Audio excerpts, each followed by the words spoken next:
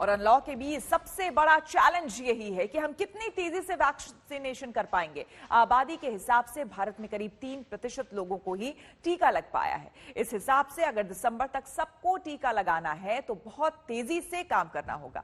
एक एक दिन में 80 लाख से 1 करोड़ वैक्सीन की डोज लगानी होगी। अब ऐसे में एक बड़ा सवाल यह है कि आखिर कोवैक्सीन और कोविशील्ड में कौन सी वैक्सीन ज्यादा बेहतर काम करती है।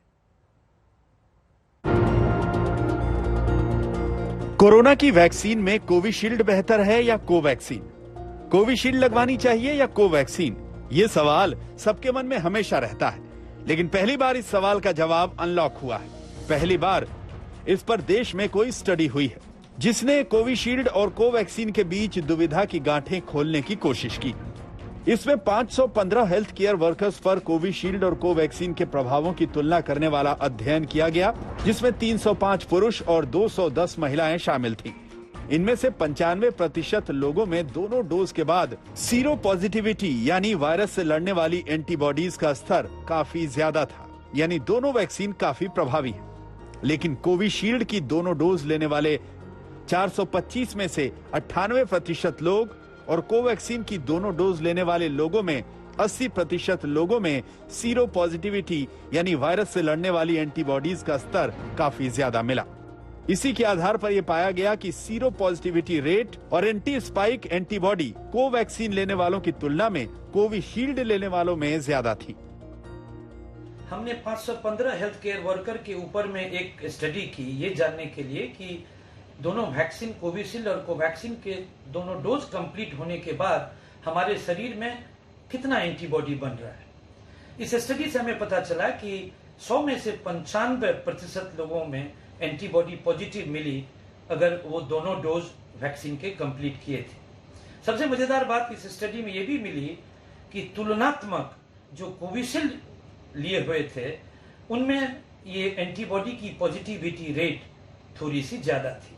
उनमें एंटीबॉडी की टाइटर भी कोवैक्सीन की तुलना में ज्यादा थी। यानी कोविशील्ड हो या कोवैक्सीन, दोनों वैक्सीन वायरस के खिलाफ सुरक्षा तो देती हैं, लेकिन जब बात ये आती है कि इन दोनों में प्रभावी वैक्सीन कौन सी है, कौन सी वैक्सीन बेहतर है, तो वैक्सीन की दोनों डोज के बाद बनने वाली एंटीबॉडी के स्तर के आधार पर इस स्टडी में कोविशील्ड को कोवैक्सीन के मुकाबले आगे बताया गया।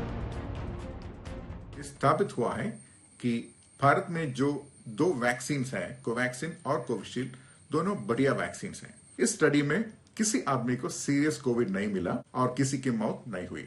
ये बहुत अच्छा स्टडी है और प्रूफ है कि हमारे देश में जो वैक्सीन है वो अच्छा इम्यून रिस्पॉन्स जनरेट करते हैं। इस स्टडी में एक बड़ी बात यह भी सामने आई कि वैक्सीन चाहे कोविशील्ड हो या कोवैक्सीन, उसके प्रभावों का इस बात से असर नहीं पड़ता कि किसी का जेंडर क्या है, वजन क्या है, ब्लड ग्रुप क्या है। लेकिन 60 साल से ऊपर की उम्र और टाइप 2 डायबिटीज से पीड़ित लोगों में सीरो पॉजिटिविटी रेट दोनों वैक्सीन में ही कम मिला, यानी वायरस से लड़ने वाली एंटीबॉडीज का स्तर दूसरों की तुलना में कम था।